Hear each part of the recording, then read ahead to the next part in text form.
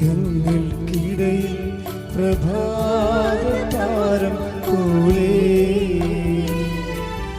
അത്യുന്നതന്റെ ഗേഹത്തിനു മീതെ ജ്വലിക്കുന്ന സൂര്യനെ പോലെ ഉത്സവവേളയിൽ വിളങ്ങുന്ന പനിമതി പോലെ മാതേ മരിയേ, നീ എൻ്റെ മനസ്സിൻ്റെ ദീപം. ഓ മാതേ മരിയേ, നീ എൻ്റെ മനസ്സിൻ്റെ ദീപം.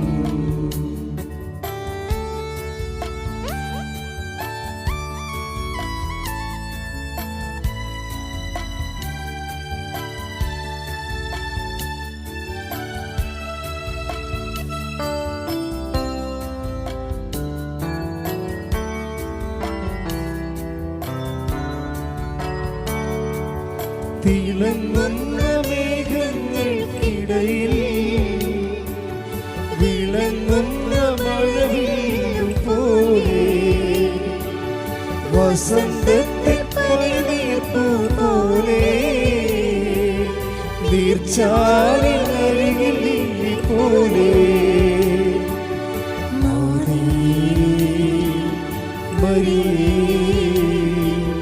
നീ എൻ്റെ മനസ്സിൻ്റെ ദീപം. ഓ മാതേ മരിയേ, നീ എൻ്റെ മനസ്സിൻ്റെ ദീപം. മേഘങ്ങൾക്കിടയിൽ പ്രഭാതതാരം പോലെ അത്യുന്നതന്റെ ഗേഹത്തിനു മീതെ ജ്വലിക്കുന്ന സൂര്യനെ പോലെ ഉത്സവവേളയിൽ വിളങ്ങുന്ന പനിമതി പോലെ മാതേ മരിയേ, നീ എൻ്റെ മനസ്സിൻ്റെ ദീപം. ഓ മാതേ മരിയേ, നീ എൻ്റെ മനസ്സിൻ്റെ ദീപം.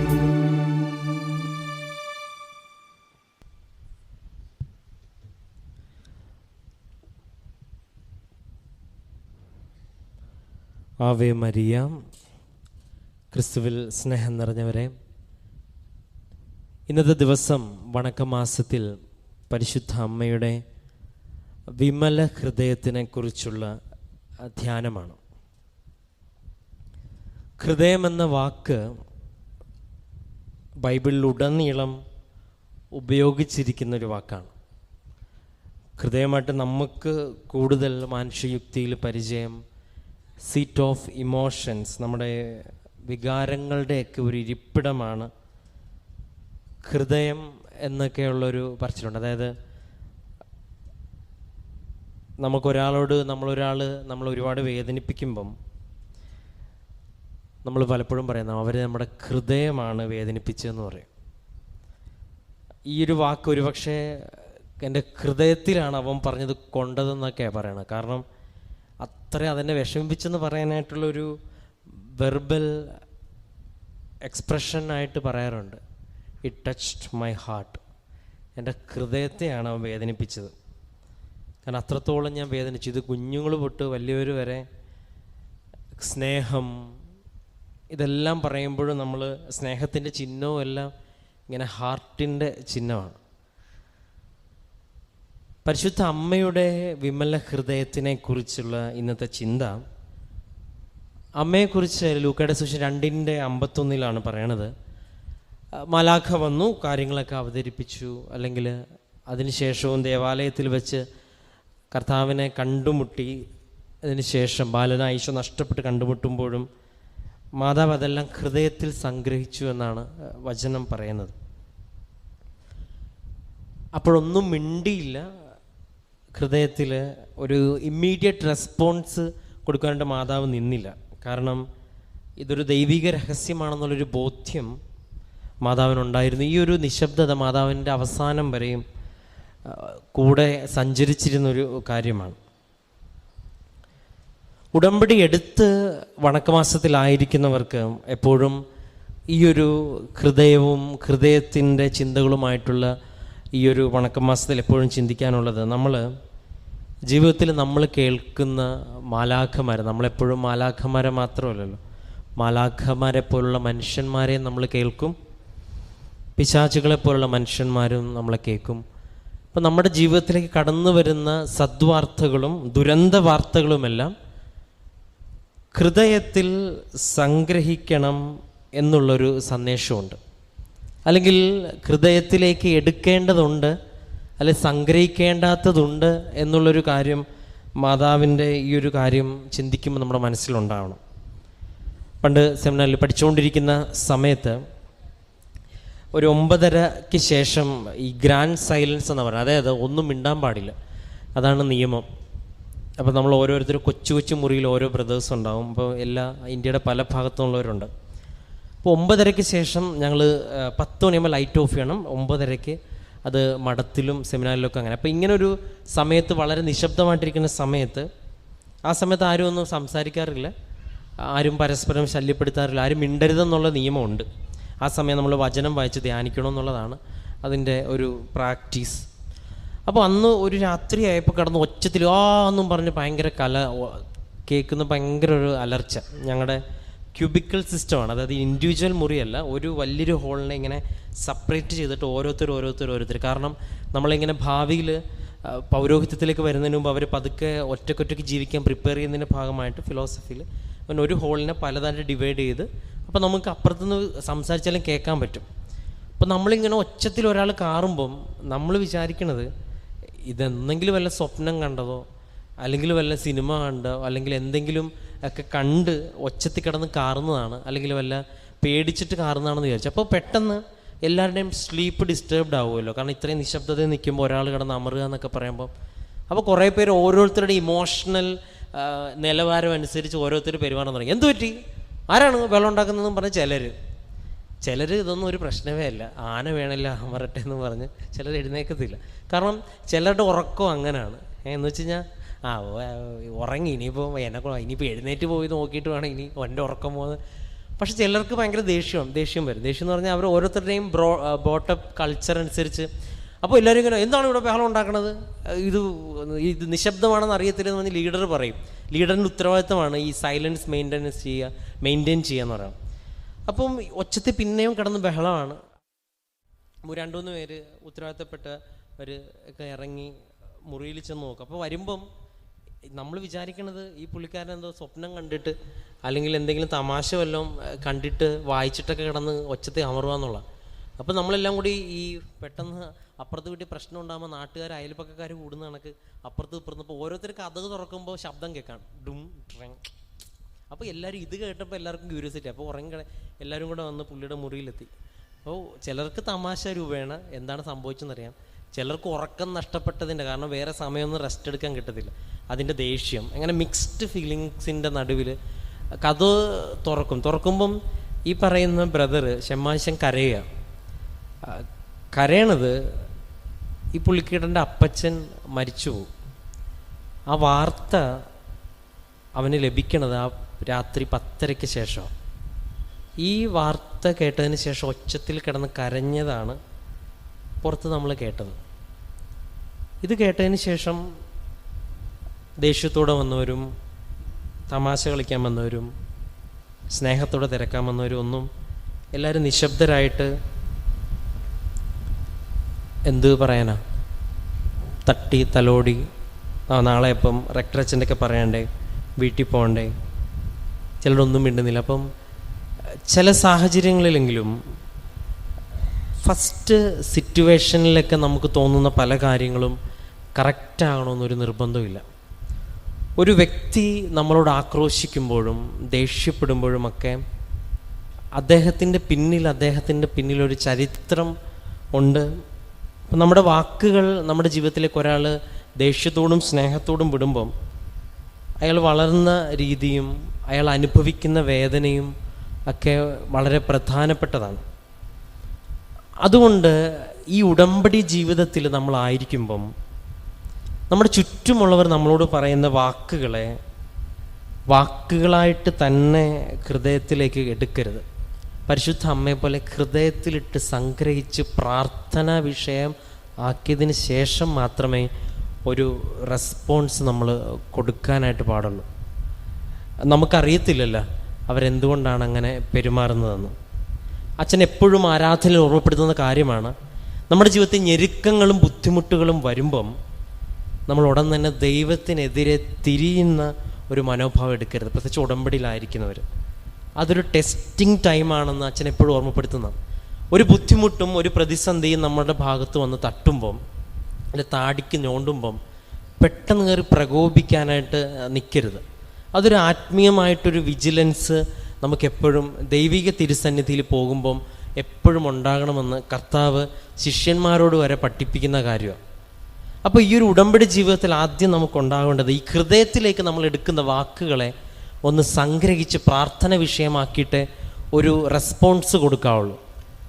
കാരണം നമ്മൾ എല്ലാ കാര്യങ്ങൾക്കും ഉത്തരം കൊടുക്കാനായിട്ട് ദൈവം ആഗ്രഹിക്കണില്ല. നമ്മൾ ചെല്ലുന്നിടത്ത് എല്ലാവരും നമ്മളെ സ്നേഹത്തോടെ സ്വീകരിക്കണമെന്നും കർത്താവ് പറയണമില്ല. അതാണല്ലോ പറയുന്നത്, സമാധാനത്തിൻ്റെ ദൂതൻ അവിടെ ഉണ്ടെങ്കിൽ അവർക്ക് സമാധാനം കിട്ടും, ഇല്ലെങ്കിൽ നിങ്ങൾ തിരിച്ചു പോകുമ്പോൾ കാലിൽ പൊടി തട്ടിയിട്ട് വരിക എന്ന് പറഞ്ഞാൽ നിങ്ങൾ അതിനെക്കുറിച്ച് ബോധപ്പെടേണ്ട ആവശ്യമില്ല എന്നുള്ളതാണ്. ഒരു ഉടമ്പടി, ഒരു പ്രേക്ഷിത യാത്രക്കാരൻ ഉണ്ടാവേണ്ട ആദ്യത്തെ മനോഭാവം, ഞാൻ എല്ലായിടത്തും ചെല്ലുമ്പോൾ എന്നെ കൈനീട്ടി സ്വീകരിച്ച് എന്നോട് ഇരിക്കാൻ പറഞ്ഞ് എൻ്റെ കയ്യിലുള്ള പത്രങ്ങളൊക്കെ വാങ്ങിച്ച് ഞാൻ പറയുന്ന കാര്യങ്ങൾ സന്തോഷത്തോടെ ശ്രവിക്കുന്ന ഒരു ജനസമൂഹത്തിന് മുമ്പിൽ സുവിശേഷം പ്രഘോഷിക്കുന്നതിൽ അർത്ഥമില്ലല്ലോ. ഇപ്പോൾ ഉടമ്പടിയിൽ നമ്മൾ പോകുന്ന ഈ യാത്രയിൽ ചിലർ നമ്മളെ ആക്രോശിക്കും, ചിലർ നമ്മളോട് ദേഷ്യപ്പെടും, ചിലർ നമ്മുടെ സ്നേഹത്തിൽ പറയും.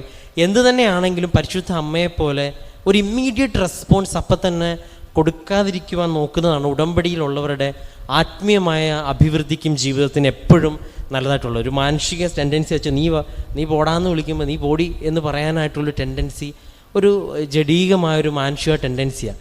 ഇതിനെയാണ് നമ്മൾ ഉടമ്പടിയിൽ ട്രെയിൻ ചെയ്യണം. നിങ്ങളത് സാക്ഷ്യങ്ങൾ പരിശോധിക്കുമ്പം ഒരുപാട് പേര് അവസാനം പറയുന്ന കുഞ്ഞു കുഞ്ഞു വാക്കുകളാണ് അവർക്ക് കിട്ടിയ OIT-യേക്കാളും സ്ഥലം വിറ്റതിനേക്കാളും വലുത്. എന്ത് രസമായിട്ട് ചിലരൊക്കെ പറയണം, ഞാൻ 1 പറഞ്ഞ 2 കഴുത്തേ കയറുന്ന സ്വഭാവമാണ്.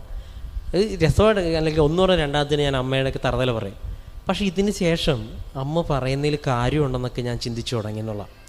കാരണം ഒരാൾ പ്രാർത്ഥിക്കുന്നുണ്ട് എന്ന് പറയുന്നതിലല്ല കാര്യം, ആ പ്രാർത്ഥന അയാളുടെ ക്യാരക്ടറിൽ, അയാളുടെ പെരുമാറ്റത്തിൽ, സംസാരത്തിൽ എന്ത് മാറ്റമാണ് ഉണ്ടായതെന്നുള്ളത് വളരെ പ്രധാനപ്പെട്ടതാണ്.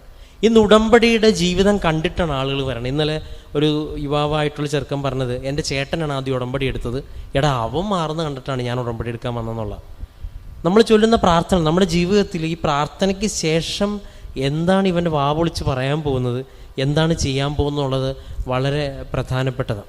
ഇവിടെയും സാക്ഷ്യം പറയാനായിട്ട് ആളുകൾ വരുമ്പം ചിലർ വന്ന് നമ്മൾക്ക് ഇങ്ങനെ പറയും. കഴിഞ്ഞ ദിവസം വരുമ്പോൾ ആ ചേച്ചി ഇങ്ങനെ ഒച്ചത്തി, നമ്മളിങ്ങനെ തിക്കും തിരക്കും നിൽക്കണം. അപ്പോൾ പറഞ്ഞു, ചേച്ചി ഒച്ചത്തി പറയാമോ? അപ്പോഴാണ് മനസ്സിലായി, ആന്ന് പറഞ്ഞപ്പോഴാണ് മനസ്സിലായി ചേച്ചിക്ക് ചെവി കേൾക്കാനായിട്ട് പറ്റത്തില്ല.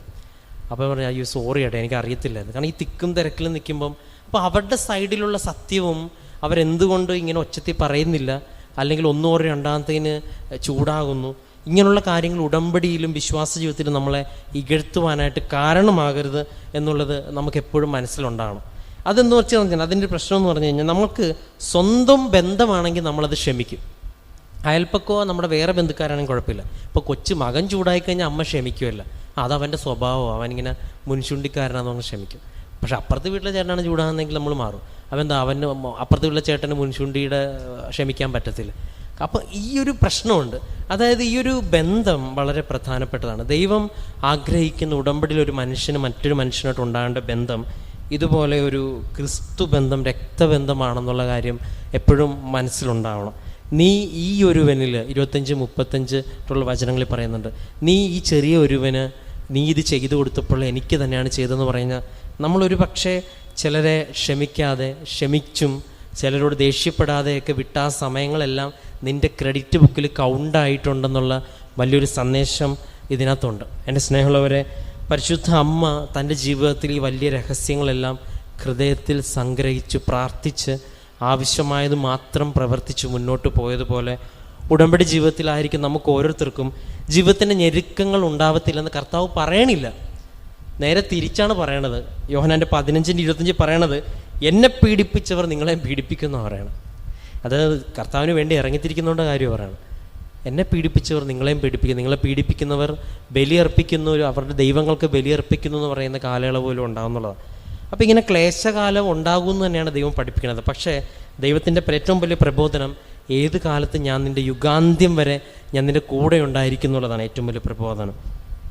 ഉടമ്പടി ജീവിതത്തിലായിരിക്കുന്ന നമുക്ക് ഓരോരുത്തർക്കും ആദ്യം ശ്രദ്ധിക്കാനുള്ളത്, കാര്യത്തിൻ്റെ ഗൗരവമനുസരിച്ച് ആദ്യം തന്നെ ഇമോഷണലായിട്ടുള്ളൊരു പ്രതികരണം ഉടമ്പടിയിലായിരിക്കുന്നവർ നടത്താതിരിക്കുന്നതിനാണ് പരിശുദ്ധ അമ്മ നമ്മളെ പഠിപ്പിക്കുന്നത്. നമ്മുടെ ജീവിതത്തിലെ കാര്യങ്ങൾ ഉണ്ടാകുമ്പം ഫസ്റ്റ് ഇമ്മീഡിയറ്റ് റെസ്പോൺസ്, അല്ലെങ്കിൽ വിധിക്കരുത് എന്നൊക്കെ പറയുന്ന കർത്താവ് എത്ര പ്രാവശ്യമാണ് നിങ്ങൾ ആരെയും വിധിക്കരുത്, ഞാൻ നിങ്ങളെ വിധിക്കത്തില്ല എന്നൊക്കെ പറയുന്നതിൻ്റെ പിന്നിൽ ഈ ഒരു ഇമോഷണൽ റെസ്പോൺസ് എപ്പോഴും ഒരു വിശ്വാസി അല്ലെങ്കിൽ ആത്മീയമായിട്ട് ജീവിക്കാൻ ട്രൈ ചെയ്യുന്ന ഒരാൾ എപ്പോഴും വളരെ റെക്ടിഫൈ ചെയ്തുകൊണ്ടിരിക്കണം. അതുകൊണ്ടാണ് ഈ 2 ആഴ്ചയിൽ കുമ്പസാരം എന്നൊക്കെ പറഞ്ഞ് ഇവിടെ എല്ലാവരും ഭയങ്കര ഇതാണ്, അയ്യോ അത് പാടാണ് മെനക്കേടാണെന്നൊക്കെ എല്ലാവരും പറയുമ്പോഴും അത് നമ്മളിങ്ങനെ സ്ട്രോങ് ആയിട്ട് പിടിക്കേണ്ട കാര്യമെന്ന് പറഞ്ഞാൽ ഈ ഒരു സ്റ്റെബിലിറ്റി ഉണ്ടാവാനായിട്ടാണ്. കാരണം 2 ആഴ്ച എന്ന് പറയുമ്പം അത്യാവശ്യം നമ്മൾ ആരെയാണ് ബുദ്ധിമുട്ടിച്ചതെന്നും ആരെയാണ് വേദനിപ്പിച്ചതെന്നും നമുക്ക് കറക്റ്റായിട്ട് സിറ്റുവേഷൻ ഉൾപ്പെടെ ഓർമ്മയുണ്ടാവും. 1 മാസത്തെ കണക്കെന്നൊക്കെ പറയണത് നമുക്ക് ഞാൻ 4ാമത്തെ മാതാപിതാക്കളെ ബഹുമാനിച്ചിട്ടില്ല, കുറച്ച് പേരെയൊക്കെ വേദനിപ്പിച്ചിട്ടുണ്ട്, ഇങ്ങനെയൊക്കെ അങ്ങ് പറഞ്ഞ് നമ്മളിങ്ങനെ ഒരു ലൈസൻസ് പോലീസുകാരനെ കാണിക്കുന്ന it's okay, clear, okay, God എന്നൊരു പക്ഷേ ഒരു 2 ആഴ്ച എന്ന് പറയുമ്പോൾ നമ്മുടെ മനസ്സിൽ ഇങ്ങനെ എല്ലാം തെളിഞ്ഞു നിൽക്കും. ആരെയാണ് ഏത് വാക്ക് പറഞ്ഞപ്പോഴാണ് ഈ ഒരു ചിന്തയിൽ നമ്മൾ വീണ്ടും കോൺഷ്യസ് ആയിട്ട് പ്രാർത്ഥിച്ച് കുമ്പസാരിക്കുമ്പോഴും അല്ല ദൈവത്തിന് മുമ്പിൽ ഏറ്റുപറയുമ്പോഴും അത് നമ്മൾ റെക്ടിഫിക്കേഷൻ നടക്കും. ഇതെല്ലാം അഫക്റ്റ് ചെയ്യണത് ഹൃദയത്തെയാണ്. നമ്മുടെ വികാരങ്ങൾ, അയ്യോ അമ്മയോട് ഈ ആഴ്ചയിലും ചൂടായി, രണ്ടാമത്തെ ചൂടായി, കുറേ പ്രാവശ്യം ഇത് മാറ്റണമല്ല. ഇപ്പം നമ്മളിങ്ങനെ ഈ വീണ്ടും ഇൻട്രോസ്പെക്റ്റ് ചെയ്യുമ്പോൾ നമുക്ക് തന്നെ ഒരു കുത്തലുണ്ടാവും, ഇത് എന്തുവാണ് എല്ലാ പ്രാവശ്യം ഇത് തന്നെയാണല്ലോ പറയണത്. അപ്പോൾ പതുക്കെ ഈ മനസ്സിൻ്റെ ഉള്ളിൽ നിന്ന് തന്നെ തോന്നും, എടാ ഈ പോക്ക് ശരിയല്ല ഏട്ടാ, എന്നാണിത്. അപ്പോൾ ഇങ്ങനൊരു ചിന്ത ഉള്ളിൽ നിന്ന് വരാത്തിടത്തോളം കാലം മാർപ്പാപ്പ വന്ന് കുർബാന ചൊല്ലി പ്രസംഗിച്ചാലും ഒന്നും സംഭവിക്കാൻ പോകണമില്ല, എത്ര പുതുക്കിയിട്ടും ഒരു കാര്യമില്ല. കാരണം ഉള്ളിൻ്റെ ഉള്ളിൽ നിന്ന് നമ്മുടെ സങ്കീർത്തനം പറയണത് പോലെ, നീർച്ചാൽ തേടുന്ന മാൻപേടെ പോലെ ഞാൻ നിന്നെ തേടുന്നു എന്ന് പറയണ പോലെ ഉള്ളിൻ്റെ ഉള്ളിൽ നിന്ന് എനിക്ക് മാറണം, എനിക്ക് നന്നാവണമെന്നൊരു ചിന്ത ഉണ്ടാകുന്നത് വരെ ദൈവത്തിന് പോലും നമ്മളെ രക്ഷിക്കാൻ പാടാണ്. ഒരു പക്ഷേ നമ്മുടെ ചുറ്റുമുള്ളവരുടെ പ്രാർത്ഥനകൾക്ക് സാഹചര്യങ്ങൾ ഒരുക്കി തരുമായിരിക്കും. പല കുടുംബങ്ങളും അമ്മമാർ പ്രാർത്ഥിച്ചണം മുന്നോട്ട് വന്നത്. പക്ഷേ ഉള്ളിൻ്റെ ഉള്ളിൽ നിന്ന് ആഗ്രഹം ഉണ്ടാകണമെങ്കിൽ ഫസ്റ്റ് ചെയ്യേണ്ടത് നമ്മൾ വ്യക്തിപരമായിട്ടുള്ള ഇങ്ങനെയുള്ള ഇൻട്രോസ്പെക്ഷൻ നടക്കണം. അത് നമ്മൾ ചെയ്യുന്നുണ്ട്. നമ്മൾ ചെയ്യുന്നതെല്ലാം ഒരുപാട് വൈകിപ്പോകുന്നു എന്നുള്ളതാണ് ഏറ്റവും പ്രധാനപ്പെട്ടത്. ഇപ്പോൾ ഉടമ്പടിയിൽ അത്ഭുതങ്ങൾ നടക്കുന്നത് ഈ പുതുക്കാൻ വരുമ്പോഴാണ്. നിങ്ങളിപ്പോൾ ഇവിടെ ഇരിക്കുന്നവരും ഇപ്പോൾ ഓൺലൈനിൽ തന്നെ ശ്രവിക്കുന്നവരും ഒക്കെ ഒന്ന് പുതുക്കിയൊക്കെ നിൽക്കുന്നവർ വളരെ, എല്ലാവരും പുതുക്കി നിൽക്കുന്നവരാണ്. ഓരോ പുതുക്കലിലും നിങ്ങൾ അമ്മയെടുക്കുക വരുമ്പോഴും ഓർക്കും, അയ്യോ കഴിഞ്ഞ പ്രാവശ്യം ചെയ്തില്ല, ഈ പ്രാവശ്യം ചെയ്തില്ല, അങ്ങനെ ചെയ്യണം. കാരണം ഇവിടെ വന്ന് നിൽക്കുമ്പം നമ്മുടെ മനസ്സാക്ഷി നമ്മളോട് പറയും. ഇത് തന്നെയാണ് ഒരു കുമ്പസാരക്കൂട്ടിൽ പോയി നിൽക്കുമ്പം, ഇനി 2 ആഴ്ച ഒരിക്കലും കുമ്പസാരിക്കണമല്ലോ എന്ന് പറഞ്ഞ് ചിലപ്പോൾ പ്രാഗിയായിരിക്കും പോകണം, എങ്കിലും അവിടെ വന്ന് നിൽക്കുമ്പം നമ്മുടെ ഉള്ളിൽ ആത്മാവ് പ്രേരിപ്പിക്കും, ഇത് പറയണം അതുകൊണ്ട്. അപ്പോൾ ഇങ്ങനെ ഒരു ഇൻട്രോസ്പെക്ഷനുള്ളൊരു അവസരം ഉണ്ടാകുമ്പോൾ നമ്മുടെ ഹൃദയം ശുദ്ധീകരിക്കപ്പെടും എന്നുള്ളത് ഉടമ്പടിയിൽ നടക്കുന്ന വലിയൊരു അത്ഭുതമാണ്. അപ്പോൾ നമുക്ക് മനസ്സിലാവും എവിടെയാണ് നമ്മൾ വീണു പോകുന്നതെന്ന് വ്യക്തമായിട്ട് മനസ്സിലാവുമ്പോൾ ഓരോ പുതുക്ക് കഴിയുമ്പോഴും ഉടമ്പടിയിൽ നമുക്ക് കുറച്ചും കൂടെ നമ്മുടെ വിശ്വാസത്തിൻ്റെ അപ്ഗ്രഡേഷൻ നടക്കും. ചോദിക്കാനും പറയാനും ആരുമില്ലെങ്കിൽ തോന്നിവാസം പിള്ളേർ ചെയ്യുമെന്ന് പറയുന്നത് പോലെ ആത്മീയ ജീവിതത്തിലും നമുക്കിങ്ങനൊരു ചോദിക്കാനും പറയാനും ഉള്ളൊരു സംവിധാനമാണ് ഈ ഉടമ്പടി എന്ന് പറയുന്നത്. അത് ആത്മാർത്ഥമായിട്ട് ചെയ്യുന്നവരൊക്കെയും ഈ റെക്ടിഫിക്കേഷൻ നടത്തി ഹൃദയശുദ്ധിയിലേക്ക് കടന്നു വരുന്നുണ്ട്. അതാണ് കുറേ പേര് പറയുന്നത്, മാതാവിനെ കണ്ടു അല്ലെങ്കിൽ ഈശോയെ കണ്ടു, ഞാൻ കുർബാന അർപ്പിച്ചപ്പോൾ ദർശനം കിട്ടിയെന്നൊക്കെ പറയുന്നില്ല. ഈ വചനത്തിൻ്റെ റെഫറൻസ് എവിടെ കിടക്കണം? ഹൃദയശുദ്ധിയുള്ളവർ ദൈവത്തെ കാണും. ഇത് തന്നെയാണ് നെക്സ്റ്റ് റെഫറൻസ്, അതാണ്. കാരണം ആവർത്തിച്ച് എന്നിലുള്ള കുറവുകളൊക്കെ തിരുത്തി പ്രാർത്ഥിച്ച് ഓരോ ദിവസവും ഇതുപോലെ കുടുംബ പ്രാർത്ഥനയിലൊക്കെ റെക്ടിഫൈ ചെയ്ത് വരുമ്പോൾ ദൈവം നമ്മുടെ മുമ്പിൽ പ്രത്യക്ഷപ്പെടും. ദൈവം നമുക്ക് തെളിയിച്ചു തരും, നിൻ്റെ ഹൃദയശുദ്ധിക്ക് ദൈവത്തെ കാണാനുള്ള അവസരമുണ്ടെന്ന്. എത്ര സാക്ഷ്യങ്ങളാണ് അതിന് നമുക്ക് ഉദാഹരണമായിട്ട് പറയാം. എൻ്റെ സ്നേഹമുള്ളവരെ, നമ്മുടെ ചുറ്റുമുള്ളവർ നമ്മളോട് പറയുന്ന വാക്കുകൾക്ക് എല്ലാത്തിനും മറുപടി കൊടുക്കേണ്ട ആവശ്യമൊന്നുമില്ല. ഏറെ പ്രത്യേകിച്ച് വിശ്വാസമായിട്ട് ബന്ധപ്പെട്ട ആവശ്യങ്ങൾക്ക്. ആദ്യം ഹൃദയത്തിൽ ഇട്ടൊന്ന് പ്രാർത്ഥിച്ചതിന് ശേഷം ഒരുത്തരം കൊടുക്കുക എന്നുള്ളതാണ് ദൈവം പഠിപ്പിക്കണത്. കർത്താവ് മലമുകളിൽ പോയി 2 പ്രാവശ്യമാണ് സീരിയസ് ആയിട്ട് പ്രാർത്ഥിക്കുന്നത്. ഒന്ന്, കർത്താവിൻ്റെ പീഡാസഹനത്തിന് മുൻപ് രക്തം വീർത്ത് 2 ശിഷ്യന്മാരെ തിരഞ്ഞെടുക്കുമ്പോൾ. ചില ഡിസിഷൻസൊക്കെ എടുക്കുമ്പം ഒരുപാട് ധ്യാനവും പ്രാർത്ഥനയൊക്കെ വേണ്ടി വരും. അതുകൊണ്ടാണ് ഈ വിവാഹം, മാരേജ് പ്രിപ്പറേഷൻ കോഴ്സ് എന്ന് പറഞ്ഞ് ചിലപ്പോൾ നമ്മൾ പ്രായിക്കൊണ്ടാണെങ്കിലും അല്ലെങ്കിലും ഒക്കെ വിളിച്ചു തീർക്കണം എന്നറിയോ. ചില ഡിസിഷൻസ് എടുത്തതിന് ശേഷം പിന്നെ ഒരു റെക്ടിഫിക്കേഷൻ പോസിബിൾ അല്ല. അത് 10ാം ക്ലാസ് കഴിഞ്ഞ് +1 ഏത് സബ്ജക്റ്റ് എടുക്കുന്നതും ഇതെല്ലാം പ്രധാനപ്പെട്ടതാണ്. അപ്പം ഓരോ സീരിയസ് വിഷയം അനുസരിച്ച് തത്തുല്യമായിട്ട് ഹൃദയത്തിലൊരു പ്രാർത്ഥന ഉണ്ടാവണം. ഒരു കല്യാണമാണെങ്കിലും ഒരു മനസ്സമ്മതമാണ്, എന്താണെങ്കിലും ആ സീരിയസ്നെസ് അനുസരിച്ച് അത് ലൈഫുമായിട്ട് ബന്ധപ്പെട്ടിരിക്കുന്നതാണെങ്കിൽ അതിന് തത്തുല്യമായിട്ട് ഈക്വൽ ടൈം പ്രാർത്ഥനയിൽ സ്പെൻഡ് ചെയ്യണമെന്നുള്ളത് ദൈവം കാണിച്ചു തന്ന മാതൃകയാണ്. ആദ്യം ഹൃദയത്തിലേക്ക് ആ വിഷയം എടുക്കുക. ഒരു ഇമ്മീഡിയറ്റ് റെസ്പോൺസ് കൊടുക്കേണ്ടതാണെങ്കിൽ ഈശോയെ ഞാൻ പറയാൻ പോകണമെന്ന് പറഞ്ഞ് കൊടുക്കുക. ഇനി കൊടുക്കേണ്ടതല്ല എങ്കിൽ ആദ്യം പ്രാർത്ഥനയിൽ അത് വിഷയമാക്കണം. പ്രാർത്ഥനയിൽ വിഷയമാക്കിയതിന് ശേഷം കർത്താവിനെ കൂട്ടുകക്ഷിയാക്കി മാതാവിനെയും കൂട്ടുകക്ഷിയാക്കിയിട്ട് വേണം ആ പ്രപ്പോസലിന് മുൻപോട്ട് വെക്കാനായിട്ട്. അപ്പം നമുക്ക് തിരിച്ചു വരുമ്പം നമുക്ക് പറയാമല്ലോ, കർത്താവെ നിന്നോട് പറഞ്ഞിട്ടാണല്ലോ ഞാൻ ഇതിലേക്ക് ചെന്ന് ചാടിയത്, കർത്താവെ ഞാൻ പ്രാർത്ഥിച്ചിട്ടാണല്ലോ ഇത് ചെയ്തത്. പക്ഷെ തുറന്ന മനസ്സോടുകൂടി ആയിരിക്കണം. നമ്മൾ ഫിക്സ് ചെയ്ത് എല്ലാം കൊടുക്കാൻ റെഡിയായിട്ട് കർത്താവെ ഇടപെടണേ നല്ല പ്രാർത്ഥന. എൻ്റെ ഈശോയെ, ദിസ് ഈസ് ദ സിറ്റുവേഷൻ, ഇതാണ് മാലാഖ എന്നോട് പറഞ്ഞത്, ഇതാണ് ആ വ്യക്തി എന്നോട് പറഞ്ഞത്, ഇതാണ് ദേഷ്യപ്പെട്ടപ്പോൾ ആ വ്യക്തി എന്നോട് പറഞ്ഞത്, ഇതാണ് എൻ്റെ ഹസ്ബൻഡ് എന്നോട് പറഞ്ഞത്, ഇതാണ് എൻ്റെ സുഹൃത്ത് എന്നോട് പറഞ്ഞത്. ഈ കാര്യത്തിൽ എനിക്കൊരു തീരുമാനം വേണം, ഞാൻ എന്ത് ചെയ്യണം? അപ്പോൾ അങ്ങനെ വ്യക്തിപരമായിട്ട് പ്രാർത്ഥിക്കുമ്പം സാമൂഹ്യ പ്രവാചകൻ്റെ പുസ്തകത്തിൽ പറയുന്നില്ല, കർത്താവെ അരുൾ ചെയ്താലും അങ്ങയുടെ ദാസനിത ശ്രവിക്കുന്നു എന്ന് പറയുമ്പം ദൈവം നമ്മളോട് സംസാരിച്ചു തുടങ്ങും. അങ്ങനെ സംസാരിക്കണമെങ്കിൽ ആദ്യം ഒരു ശീലം ഉണ്ടാവണമെന്നുള്ളതാണ്. രണ്ടാമത്തേത് ഹൃദയശുദ്ധിയിലേക്ക് വരുവാനുള്ള പ്രാർത്ഥനയുടെ ചൈതന്യവും പ്രവർത്തനത്തിൻ്റെ ചൈതന്യവും വളരെ പ്രധാനപ്പെട്ടതാണ്. അപ്പൻ്റെ ശബ്ദം നമുക്ക് ഇപ്പോൾ ദൂരെയൊക്കെ നിൽക്കുമ്പം അമ്മ വിളിക്കുമ്പം അമ്മയുടെ ശബ്ദമാണെന്ന് വരും, നമ്മൾ എന്തോ എന്ന് വിളി കേൾക്കുമല്ലോ. അങ്ങനെ ഒരു ഇതൊന്ന് കേട്ട് അനുഭവിച്ച് കണ്ടും മിണ്ടിയും പഴകിക്കുമ്പം ഒരാൾ ഒരു ശ്വാസം പോലും കേൾക്കുമ്പോൾ നമുക്ക് മനസ്സിലാവും.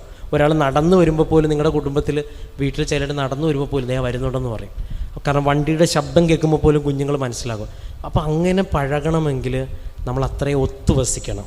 എൻ്റെ സ്നേഹമുള്ളവരെ, ഈ ഉടമ്പടിയിലായിരിക്കുന്ന നിങ്ങളോട് പറയുവാനായിട്ടുള്ളത്, ഓരോ വിഷയവും നമ്മുടെ ജീവിതത്തിലേക്ക് കടന്നു വരുമ്പം ഒരു ഡിസിഷൻ എടുക്കുന്നതിന് മുൻപ് അതിന് തത്തുല്യമായിട്ടൊരു പ്രെയർ ടൈമും അതിന് തത്തുല്യമായിട്ടുള്ള ഒരു പ്രാർത്ഥനയും ഉണ്ടെന്ന് ഉറപ്പ് വരുത്തിയതിന് ശേഷം മാത്രം. അതിപ്പോൾ പെട്ടെന്ന് ഇപ്പോൾ എവിടെ പോകണം, ഇപ്പോൾ ഇറങ്ങിക്കഴിയുമ്പോൾ ചായ കുടിക്കണോ, അതങ്ങനെയുള്ള കാര്യങ്ങളല്ല.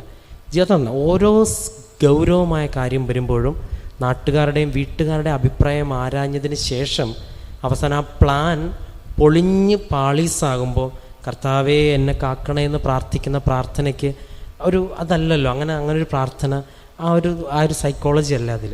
പക്ഷെ എന്ത് ചെയ്യുമ്പോഴും കർത്താവിനെ കൂട്ടുവിളിച്ച് മുൻപോട്ട് പോയിട്ട് ഒരു കാര്യം എന്ത് ആര് സംസാരിച്ചാലും അതിന് പെട്ടെന്നൊരു റെസ്പോൺസ് കൊടുക്കേണ്ട ഒരു സീരിയസ് ആയൊരു വിഷയമാണെങ്കിൽ ഒരു ജപമാലയെങ്കിലും ചൊല്ലാതെ, ഒരു നന്മ നിറഞ്ഞ മറിയുമെങ്കിലും ചൊല്ലാതെ, മാതാവിനോട് ചോദിക്കാതെ ഒരു ഉത്തരം കൊടുക്കാനായിട്ട് മുതിരരുത്. അതൊരു സൗഹൃദമാണെങ്കിലും ഒരു ബന്ധമാണെങ്കിലും ഒരു ഏത് കാര്യമാണെങ്കിലും പ്രാർത്ഥനയിൽ റെഫറൻസ് ഇല്ലാത്ത ഒന്നും നമ്മുടെ ജീവിതത്തിൽ ഒരു കാരണമായിട്ട് മാറരുത്. നമുക്കെല്ലാവർക്കും ഒരു നിമിഷം കണ്ണുകളടയ്ക്കാം. കണ്ണുകളടച്ച് നമ്മുടെ ജീവിതത്തിൽ നമ്മളെടുക്കുന്ന തീരുമാനങ്ങളുണ്ട്, ചെറിയ തീരുമാനങ്ങളുണ്ട്. ഇന്നിവിടെ ആയിരിക്കണമെന്നും ഇന്ന് യൂട്യൂബ് ഓണാക്കണമെന്നും വണക്കമാസത്തിൽ കൂടണമെന്നൊക്കെ നമ്മളെടുത്തൊരു ചെറിയ തീരുമാനം, അത് ദൈവം ആഗ്രഹിക്കുന്ന ഒന്നായിരുന്നു. അതുപോലെ നമ്മൾ ഇതിന് ശേഷം എന്ത് ചെയ്യണമെന്നുള്ള തീരുമാനമുണ്ട്. ഒരു പക്ഷേ നിങ്ങൾ ഇവിടുന്ന് പോകുന്നതോ അടുത്ത വീട്ടിലെ കാര്യങ്ങളോ, പക്ഷേ എന്ത് തീരുമാനമാണെങ്കിലും ഫസ്റ്റ് തന്നെ ഇതൊക്കെ ഈശോയോടും മാതാവിനോട് റെഫർ ചെയ്യണം. കർത്താവെ, വാട്ട് ഈസ് നെക്സ്റ്റ്? ഞാൻ പോവാണ്, ഞാനിപ്പോൾ വണ്ടി ഓടിക്കാൻ പോവാണ്, ഞാനിപ്പം കടയിൽ പോവാണ്, ഞാനിപ്പം സിനിമയ്ക്ക് പോവാണ്, എന്താണെങ്കിലും ഈശോയെ കൂട്ടുവിളിക്കണം. ഈ ഒരു അടയാളങ്ങളുടെയും അത്ഭുതങ്ങളുടെയും ഈ കാലയളവിൽ സാക്ഷികൾ പരിശോധിക്കുമ്പോൾ എല്ലാവരും പറയണത് എന്താ? ഞാൻ പോയപ്പോൾ കാശ് രൂപ ഞാൻ കയ്യിലെടുത്തു, ഞാൻ പോയപ്പം ഉടമ്പടി ഉപ്പ് കയ്യിലെടുത്തു, ഞാൻ പോയപ്പോൾ ഉടമ്പടിയിൽ തൈലം തേച്ചിട്ടാണ് പോയത്. എന്താണ് ഇതിൻ്റെയൊക്കെ ഡയറക്റ്റ് റെഫറൻസ് എന്ന് പറഞ്ഞാൽ, ഞാൻ പോയപ്പം എൻ്റെ കർത്താവിനെ വിളിച്ചിട്ടാണ് ഞാൻ പോയത്. അപ്പം ഞാനവിടെ ചെന്നപ്പം എൻ്റെ കാര്യങ്ങളിൽ ദൈവം വ്യക്തമായിട്ട് ഇടപെട്ടു. അല്ല, ഞാനവിടെ ചെന്നപ്പോൾ ദൈവം എനിക്ക് ആവശ്യമായതെല്ലാം എന്നെ കാത്തിരിക്കുന്നത് പോലെ ആളുകളവിടെ കാത്തിരുന്നു. അപ്പം ഇതൊരു ദൈവാനുഭവമായിട്ട് മാറണമെങ്കിൽ ദൈവം കൂടെ സഞ്ചരിക്കുന്ന അനുഭവങ്ങളുണ്ടാവണം. അപ്പം നമ്മുടെ ജീവിതത്തിൽ ഒരിക്കലും ചെറുതാണെങ്കിലും വലുതാണെങ്കിലും ഈശോയോടും മാതാവിനോടും കൂടി ആലോചിക്കാതെ ഒരു തീരുമാനവും, ഹൃദയത്തിൽ പ്രാർത്ഥന വിഷയമാവാത്ത ഒരു ബന്ധവും, ഒരു സൗഹൃദവും, ഒരു തീരുമാനവും, ഒരു വസ്തുവും നമ്മുടെ ജീവിതത്തിലും ആത്മീയ ജീവിതത്തിലും പ്രവേശിക്കാതിരിക്കുവാൻ നമുക്ക് പ്രാർത്ഥന ഒരു ശക്തിയാവട്ടെ, ഈ ജപമാല ഒരു ശക്തിയാവട്ടെ. നമുക്ക് പ്രാർത്ഥിക്കാം. കർത്താവായ ക്രിസ്തു വഴി ഞങ്ങൾ സമർപ്പിക്കുന്ന ഈ പ്രാർത്ഥന കേട്ടുകൊള്ളണമേ.